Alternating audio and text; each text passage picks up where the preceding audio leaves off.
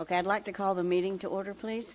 And before I read the guidelines, I'd like to introduce a new member to the board, Mr. Dan Dodge. He's a recent member appointed, so welcome aboard. Okay, well, I will start out with the guidelines that we follow in order to listen to the cases. This is a public hearing, and we are the Zoning Board of Adjustments for Putnam County, Florida. We operate under the authority of Articles 11 and 12 of the Land Development Code as amended. The primary responsibility of the board is to hear and decide appeals challenging final determinations made by the Planning and Development Services Department under the Land Development Code, and to hear and act upon requests for variances, special use permits, nonconforming use determinations, and preliminary development plans under the Land Development Code. A variance is a relaxation of the requirements of the zoning code in a particular case where, because of unusual circumstances, a literal enforcement of our zoning code would result in undue or unnecessary hardship. The zoning code permits us to authorize variances only for height, size of structure, size of yards, and open spaces. If we grant a variance, we may impose reasonable conditions on the use of the property, which must be satisfied if the variance is to remain valid. The standards we use in deciding whether or not to grant a variance are listed in Section 45-833 of the Land Development Code. A special use permit is special permission to use property in a fashion which the zoning classification of the property does not automatically permit. If we grant a special use permit, we may impose reasonable conditions on the use of the property, which must be satisfied if the special use permit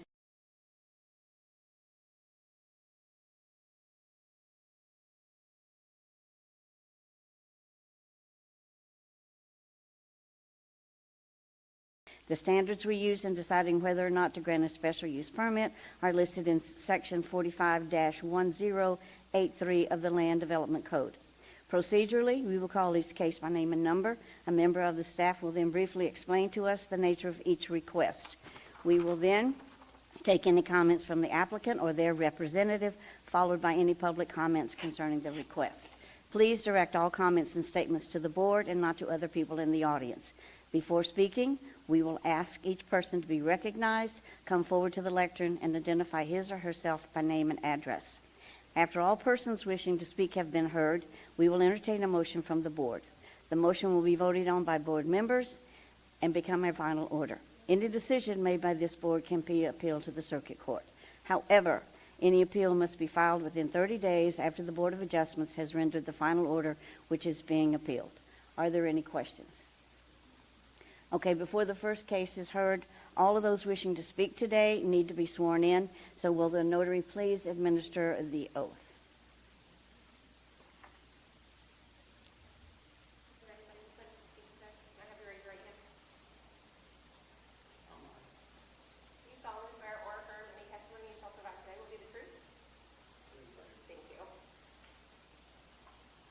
Okay, before we hear from staff, we have the first case is variance 25-000001, and we will do an ex parte or conflict of interest roll call.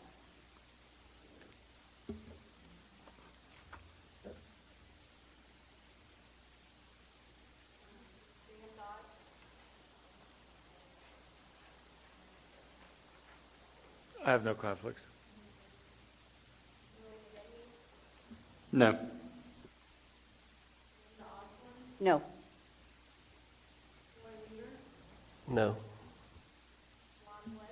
No. No. Okay, staff, if you're ready. Thank you, Madam Chair. For the record, Michael Graves, Planning and Development Services. This is variance 25-000001.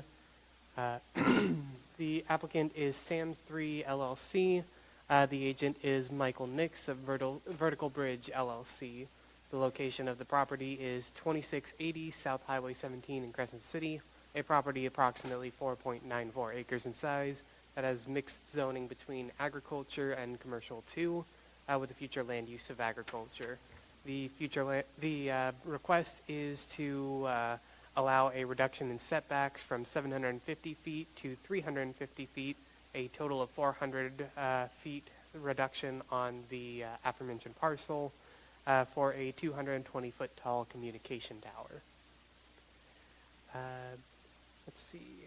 The applicant are requesting this setback from the nearest residential property line, nearest residential building as opposed to nearest residential property line. They are doing this due to wetlands concerns in the rear of this property. Here you can see an aerial of the map. Here is the zoning, the future land use, the FEMA flood zones, and the wetlands as recorded by our GIS map. It should be noted that the applicants have provided a wetlands delineation, which reveals that the rear approximately half to 2/3 is covered by jurisdictional wetlands, not depicted on our GIS map. The criteria for a reduction of this scale are as follows. Number one, special conditions and circumstances exist which are peculiar to the land, structure, or building involved. The applicant has provided, as I mentioned, a delineation of the property wherein it was discovered that the majority of the undeveloped half is currently covered in jurisdictional wetlands. As such, that does qualify as special circumstances in our land development code. Number two is that the special conditions are not a result of the applicant's failure to follow county policy. The special circumstances, as mentioned, are the wetlands, which the applicants clearly cannot control. It is within the best interest of communication towers to locate in close proximity to cities such as Crescent City, which is just north of this property. So it would be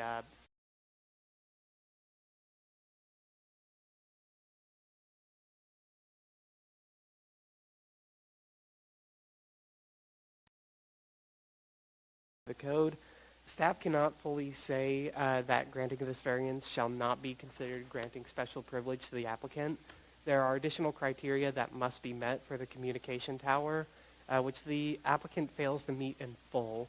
In accordance with section 45172I-2, the ZBOA shall not grant a variance of this nature unless it makes the following written findings based on substantial competent evidence. A, there is no danger to the health and safety of the property owners or the general public that may be directly impacted by the proposed variance. The applicant has provided official certification that the tower is designed to withstand winds up to 130 miles per hour and that the fall radius is within the compound at the ground level, calculated by staff to be approximately 16.5 feet. B, there's no alternative feasible to this proposal that would allow the distance requirement to be met. Staff cannot fully agree to this criterion. There is a portion of uplands located in the rear half of the parcel that would be more than sufficient to place the tower on and meet the setback requirements as is indicated on the wetland delineation.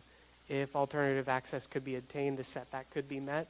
However, as it is right now, they would still have to travel through the wetlands to access that portion. The variance sought is the minimum necessary to address the need for a variance. Staff cannot agree that the variance sought is the minimum necessary, as the need for a variance could be wholly mitigated if the tower were located deeper in the property, should access be discovered and plotted. Staff can, however, agree that the relocation of the tower is imperative for the project and that the proposed relocation is the minimum needed to guarantee no interference with the delineated wetlands.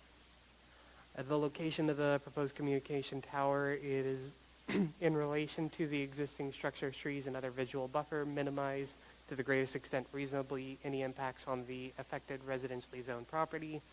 The proposed tower site is located behind an active propane business, Sam's Gas, and is in a moderately heavily wooded area. Additional requirements may be required by the ZBOA through conditions and enforced by the DRC. However, the development is going to meet all the requirements of the Land Development Code to ensure that it will not be a visual hazard to the community. Section E, the location of the communication tower will not have a significant detrimental impact on the adjacent property values. The proposed location will not have an effect on environmentally sensitive lands. The proposed relocation area is specifically to avoid impacting said environmentally sensitive lands. Overall, we do not anticipate there to be significant impact to property values or environmentally sensitive lands. Continuing on with criterion 4, literal interpretation of the provisions of this ordinance would deprive the applicant of rights commonly enjoyed by other properties in the same zoning district. The installation of a communication tower is not commonly enjoyed by other properties in the same zoning district, as it requires a special use permit as well as approval by the DRC. Staff can, however, verify that denial would require additional involvement with environmentally sensitive lands in order to potentially find an alternative location or mitigate an area of jurisdictional wetlands. Criterion 5 is granting of this variance will be in harmony with the general intent and purposes of this ordinance, and such variance will not be injurious to the area. The proposed tower is 220 feet in height and located approximately 361.8 feet from the nearest residential structure. It is therefore unlikely that even in the most cataclysmic of circumstances that the tower would directly impact the residential unit. However, it is also worth noting that the close proximity to Sam's Gas, a propane store, in the unlikely event of sudden collapse, there is potential for debris to fall from the tower and impact the business. In that event, the sudden high velocity impact could potentially rupture one or multiple propane tanks and cause a minor explosion of some kind that could propagate even more damage to the surrounding area. Criterion 6 is the variance granted is the minimum necessary that will make possible the reasonable use of the land, building, or structure. The requested variance is possibly not the minimum necessary to make reasonable use of the land. The applicant is asking for a 400-foot reduction from the nearest residential structure, placing them no closer than 350 feet from that structure. Their delineation indicates the nearest residential structure to be located at 361.8 feet away. You could make an argument that 360 feet would be the minimum setback. Staff finds that the requested variance meets the majority of the criterion for an issuance of a variance in LDC section 45-833. As such, staff gives the recommendation of approval of the requested variance to allow for a reduction in setbacks from 750 feet to 350 feet, a total of 400 feet on a 4.94 acres of agriculture zone property for a 220-foot tall communication tower subject to the following conditions. The conditions being: 1, there shall be no deviation from or exceptions to the screening, buffering, and landscaping requirements of the Land Development Code. 2, all other regulations enforced in the approved special use permit by the Administrative Deviation Committee shall be followed. And 3, the applicant shall proceed through Development Review Committee to ensure that compliance with all other regulations, including landscaping and buffering requirements, are met. Any questions? Any questions for staff? Okay, before we proceed, let's do a site visit roll call, please.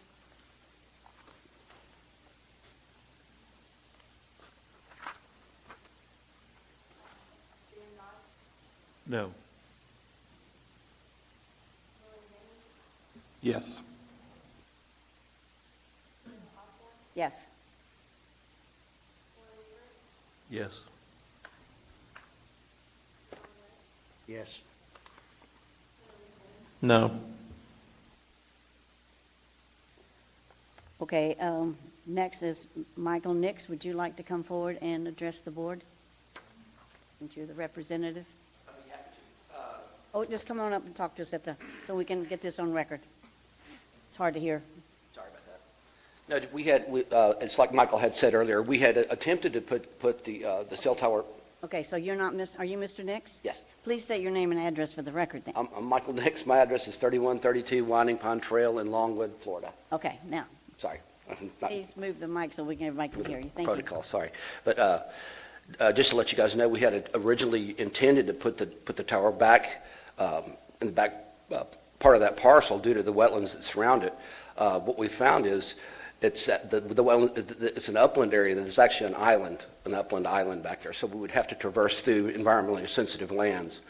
So our thought was that we could, alleviate that need and possibly push it closer and, and to the western portion of the uplands that are closest to Sam's Gas, if that makes sense, and get that away from the wetlands and proceed that way without having to do anything to the wetland area.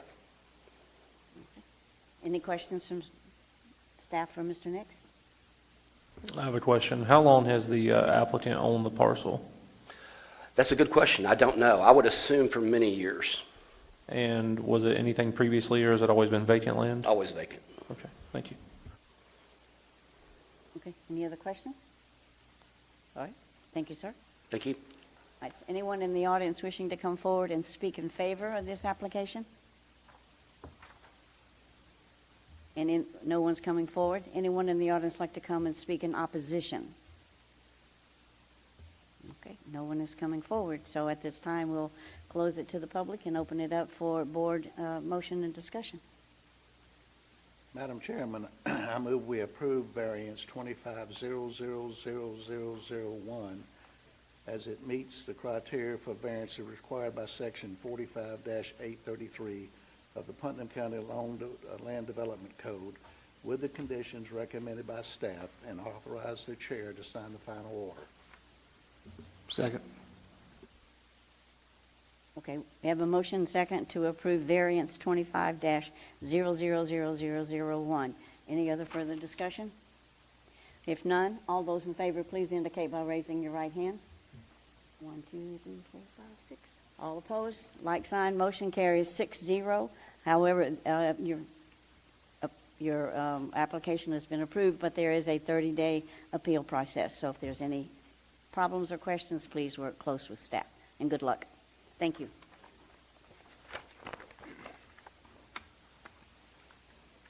Okay, the next case is variance 25-000002. Before we get started, let's do an ex parte and conflict of interest roll call.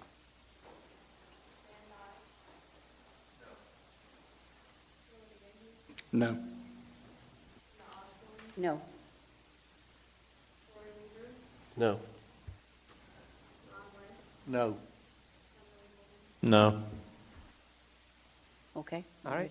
Thank you again, Madam Chair. Once again, for the record, Michael Graves, Planning and Development Services. This is variance 25-000002.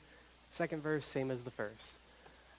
This time the applicant is Next Tower Development Group 2, LLC. The location is 1576 Stewart Avenue in Interlaken, and the property is 636.5 acres in size, which is zoned agriculture with a future land use of agriculture. This time the applicant is requesting a reduction in setbacks from 750 feet to 128.6 feet, a total of 621.4 feet on this property for a 260-foot tall communication tower. The applicants are requesting a setback reduction to the nearest residential property line. It is worth noting that this time it is to the property line and not to the actual nearest residence, as the nearest residence is over 800 feet away from their proposed new location. The relevant portion principal setbacks are 750 feet from the nearest residential property line or from the nearest residential unit, according to our land development code, whichever is greater. Let's see here. The applicant have provided a wetland delineation indicating that wetlands prevent access deeper into the property, which is the reason that they are requesting this variance. Here you can see an aerial for this property. The zoning, future land use, FEMA flood zones, and finally wetlands.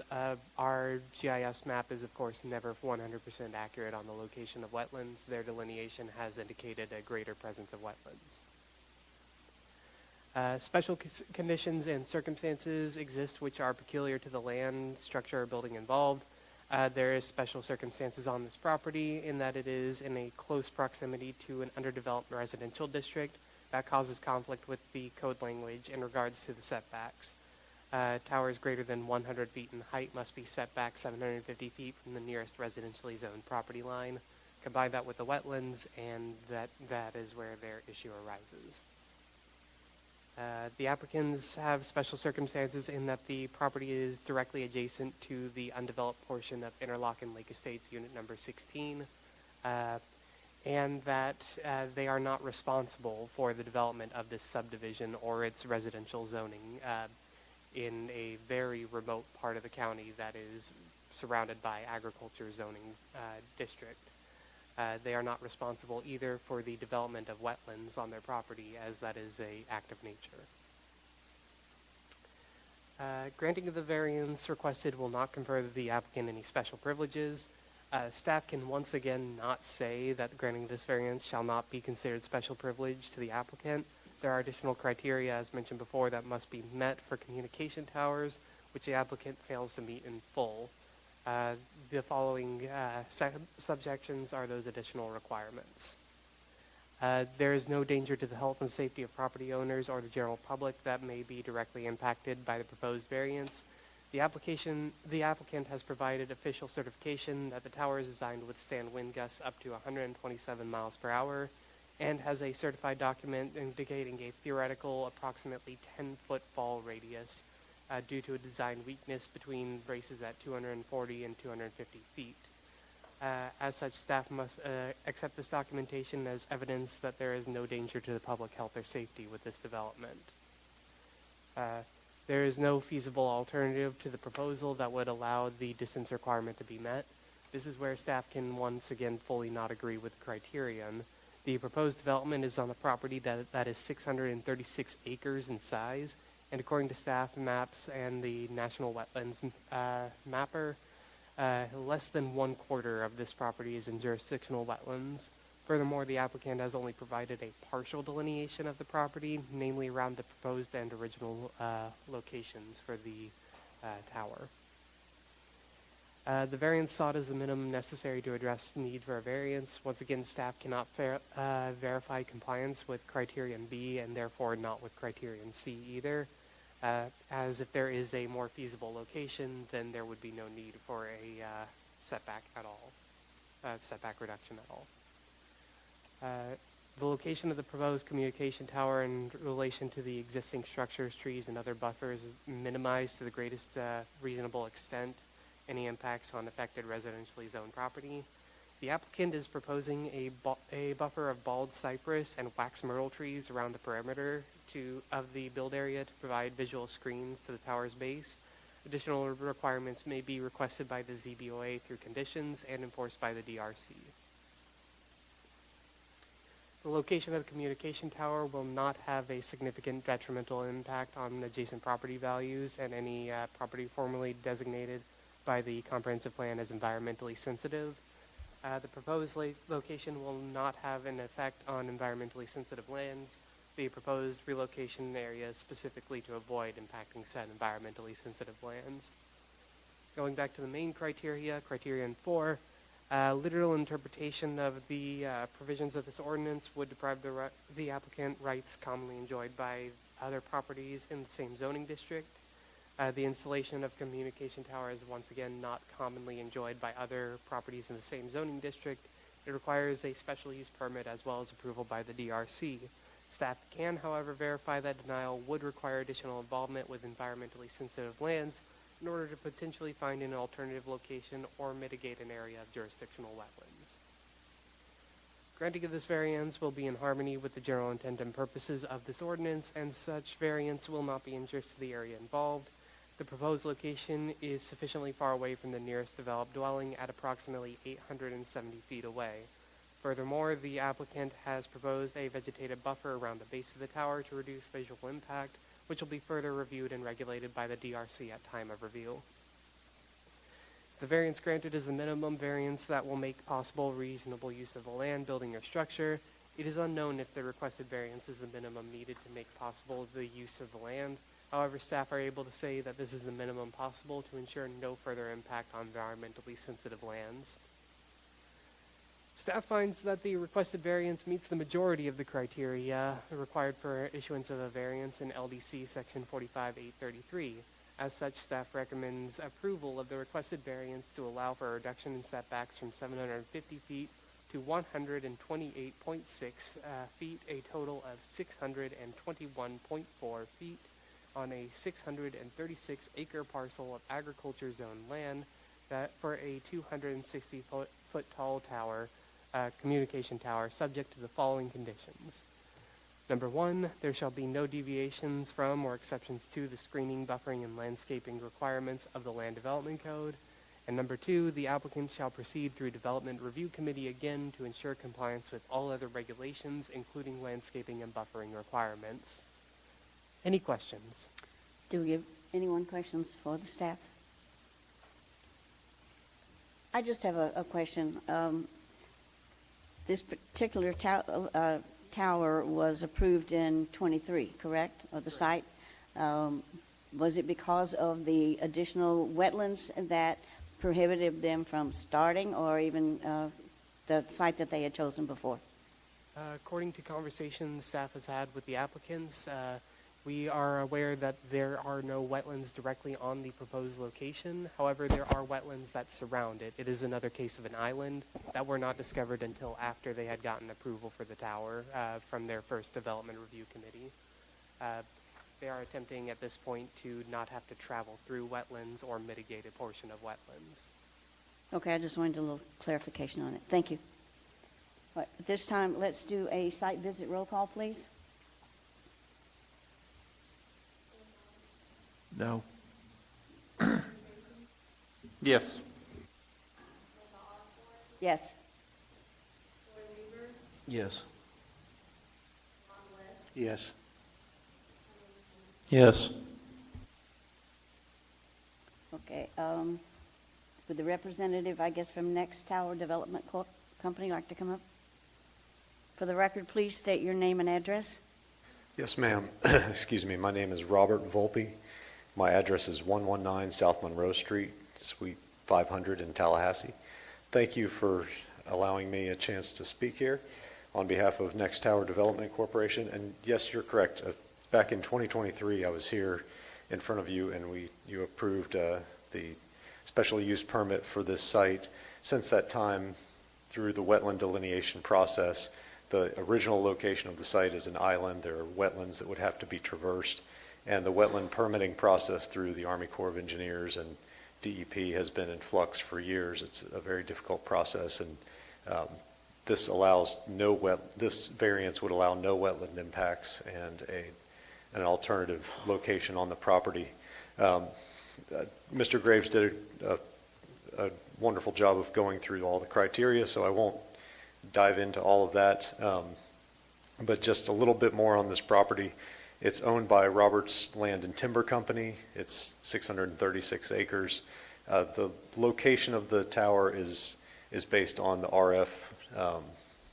RF study and the location suggested by the property owner in that portion of the property. So that is a factor that relates to where it could best be located. And as I mentioned earlier, this has already gone through the special use permit process back in 2023, and that special use permit is still in place.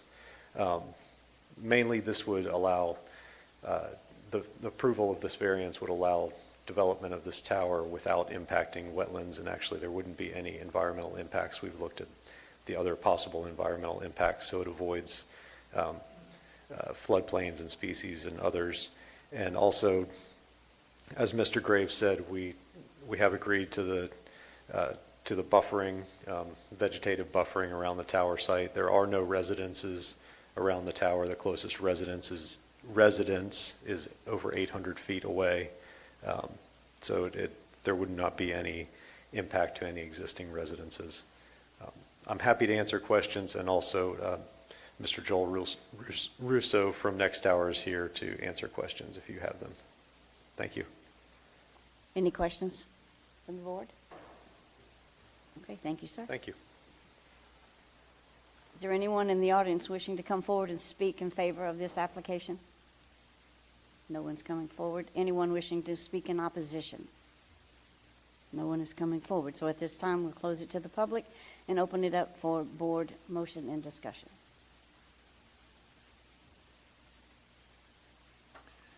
Madam Chairman, I move we approve variance 25-00002 as the variance meets the criteria required by section 45-833 of the Putnam County Land Development Code with the conditions recommended by staff, and authorize the chair to sign the final order.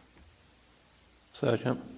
All right, we have a motion and second to approve variance 25-000002. Is there any further discussion?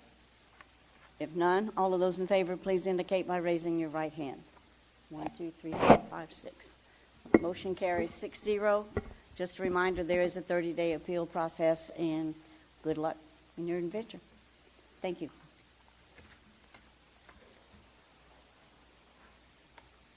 Okay, the next case is special use permit 25-00003, and I will call for an ex parte communication or conflict of interest.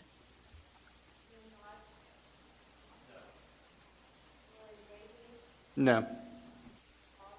No. No. No. Yes, the client is the applicant is a client of mine. I have the opportunity to financially benefit from this SUP. And Madam Chair, I will be recusing myself and seated in the audience for this SUP. Thank you. Thank you.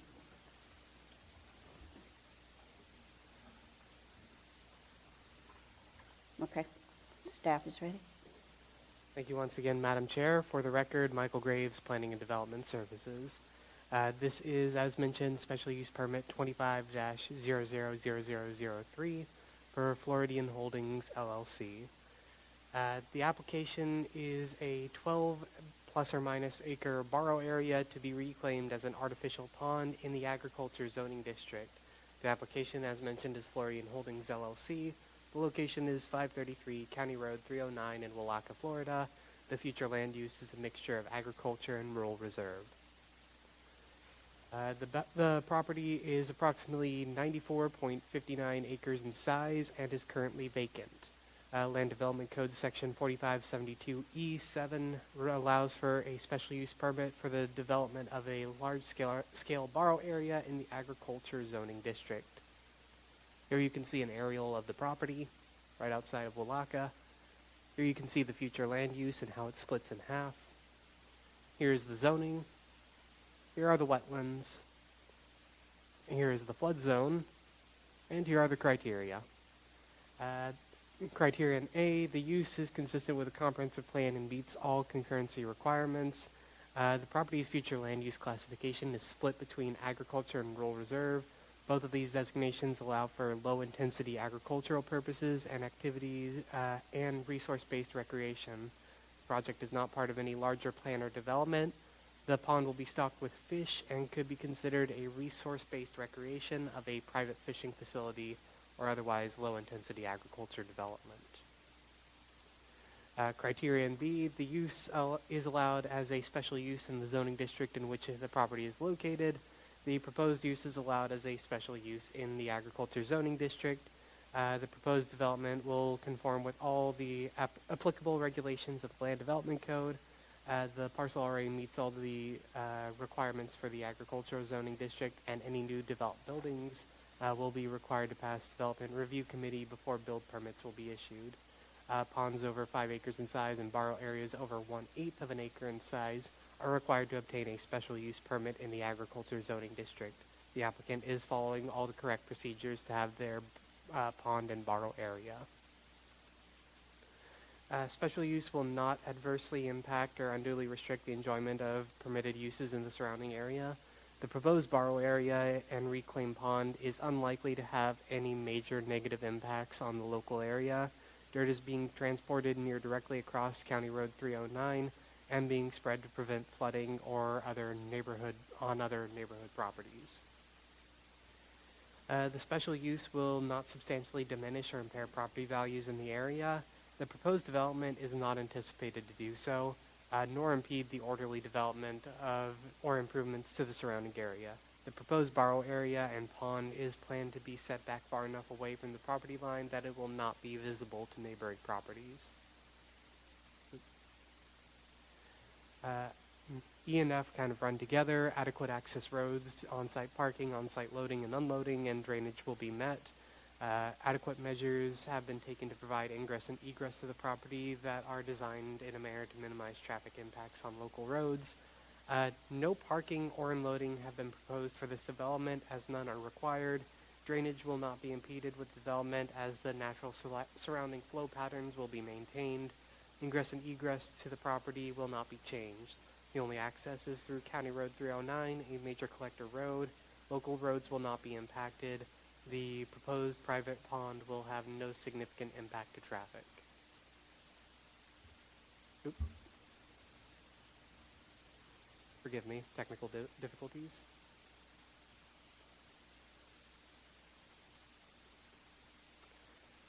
Criterion G, adequate screening and buffering to the special use will be provided if needed. Buffering of the parcel is not required as the neighboring properties are of the same zoning district or owned by the applicant. If any future buildings are proposed, the DRC will determine if any landscaping or buffering requirements are to be needed at that time. The pond is, however, also set back approximately 300 feet from County Road 309 with the intent to keep the trees between the road and the pond in place. Given the large amount of trees on all sides of this property, it is unlikely that the pond will be noticed in any direction. The special use will not have signs or exterior lighting that will cause glare. No lighting or signs have been proposed for this application. There will be no undue risks to persons or property from hazardous substances. Hazardous substances have not been proposed for this development. The proposed special use will not adversely affect the general public health, safety, and welfare of residents of Putnam County. The agriculture zoning designation allows for ponds that are larger than 5 acres and borrow areas that are larger than 1/8 of an acre when a special use permit is applied. It is unlikely for the development of this development to harm the residents of Putnam County. No risks of health, safety, or welfare of the residents of Putnam County is anticipated by staff. The applicant has requested a special use permit to allow for a 12 plus or minus acre borrow area to be reclaimed as an artificial pond in the agriculture zoning district. The proposed borrow area to be reclaimed as an artificial pond meets the criteria for the special use permit. As such, staff recommends approval subject to the following conditions. The development shall comply with all regulations outlined in LDC section 45-169, and hours of operation for the excavation shall be limited to 7 a.m. to 6 p.m. Monday through Saturday. And the property owners shall provide the county a security to provide assurance of the reclamation of the site shall be completed in conformance with the reclamation plan, be it cash, irrevocable letter of credit, or surety bond.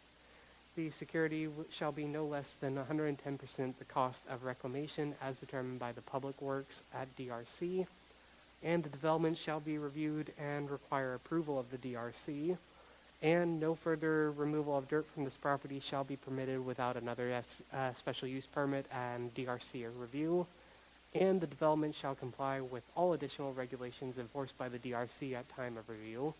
And the finished pond shall comply with all regulations listed in LDC section 45-165, and any new structure or further development must be approved by the Development Review Committee, excluding those that are not traditionally required by DRC. Any questions? Any questions for staff? Okay. All right, thank you. All right, before we proceed, let's do a site visit roll call, please. Yes. Yes. Yes. Yes. Okay. Mr. Brian Bush is the agent listed. Would you like to come forward and speak to the board? For the record, please give us your name and address. Good afternoon, Commissioners. Okay. All right, it's very hard to hear you. Good afternoon. My name is Tim Mahoney. I'm the Vice President of Strategic Partnerships in Bass Pro's Hospitality, Bass Pro Big Cedar Hospitality Division, and I'm representing Floridian Holdings, 533 County Road 309. So, Can I interrupt you just a moment? Can I get your last name? Mahoney, M-A-H-O-N-E-Y. Okay, thank you. So we appreciate you taking the time to consider our application here today. I was here last year when you originally approved this pond special use permit, And during this period, we're actively engaged on a lot of conservation efforts associated with this property, involving the reconstruction of habitat and creating new habitat. And this pond was part of our overall plan on this property and some of the surrounding property. And we did get that approved, and within the limits of that original permit, which I think defined it around 7.5 acres or so, we began at some point afterwards to construct the pond. And then as we were doing it, we started to realize that we wanted to create more natural looking shorelines and so on, but staying within the original limits that we had defined in our original application. And in so doing, that in turn triggered the fact that we couldn't keep all of the excess fill material on the site as we were able to do with the first part of it.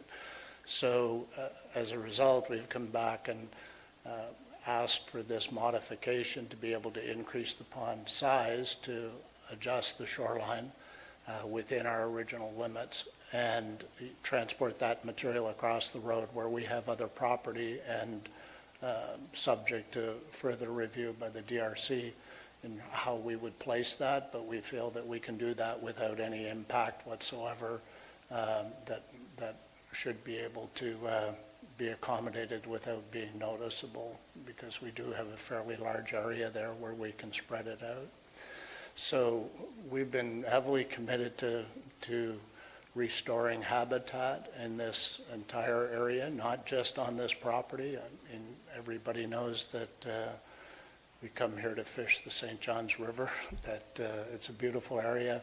Our founder, John Morris, has been a property owner here for 35 years, is deeply committed to this area, and we've taken some initiative, especially on the St. Johns River in the last couple of years, recognizing the impact that particularly with the eelgrass and the impact the hurricanes have had in the destruction of that from Lake George on. So last year, we started a new partnership with the Florida Fish and Wildlife Foundation to help accelerate that restoration.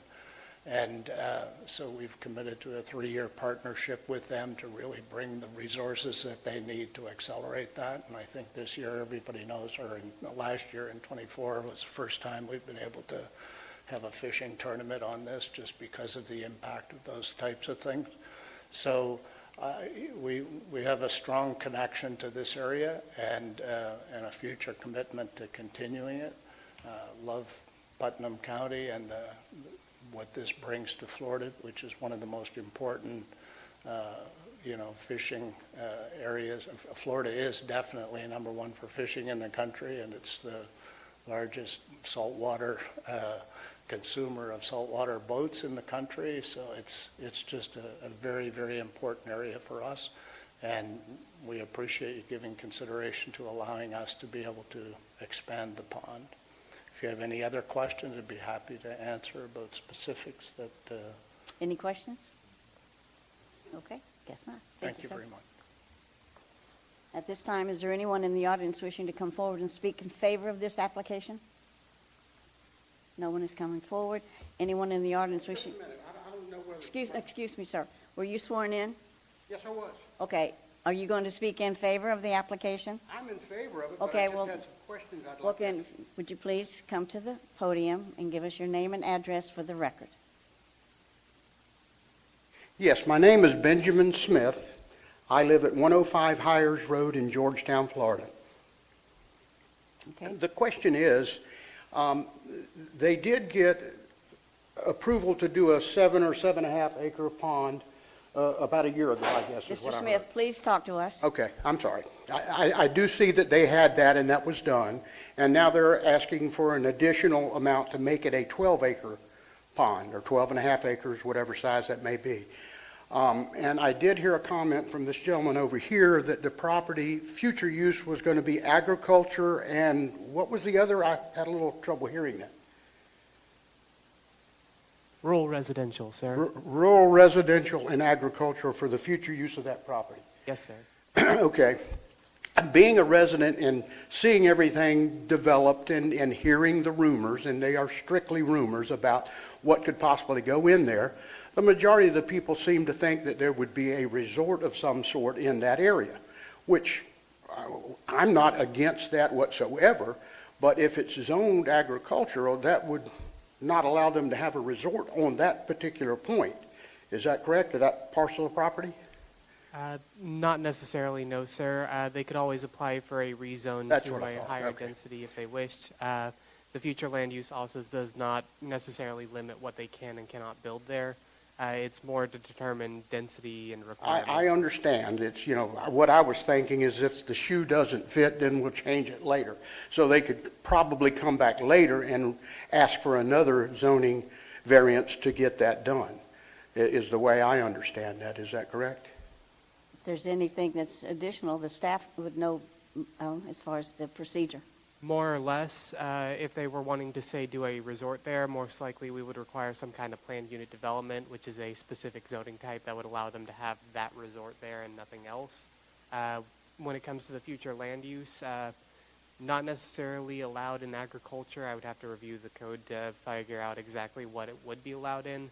That being said, with it located directly outside of the municipal boundaries of the city of Palatka, we would consider that honestly, especially with the utilities there now, to be more equivalent to urban service or urban reserve when we were to update our future land use map in the future, which would be about another 10, 15 years, something like that. Got it. Okay. Well, I understand that. And I have visited quite a few of the properties that John Moore's has, and they've all been done very well and conserving nature and all of that. So I'm in favor of what they're doing. I just wanted to find out if this was only going to be able to be used for fishing or whatever in agriculture, but they can come back at a later date and have the property rezoned to put something else there. That was my only question. Okay. If Thank you you. so Thank you. desired, yes. Anyone else wishing to come forward and speak in favor of this application? No one's coming forward. Anyone wishing to come forward and speak in opposition? Okay, no one is coming forward. Mr. Mahoney, would you like to address anything that Mr. Smith had some concerns about? No? Okay. All right. Thank you. Okay, at this time, we will close the meeting to the public and open it up for board motion and discussion.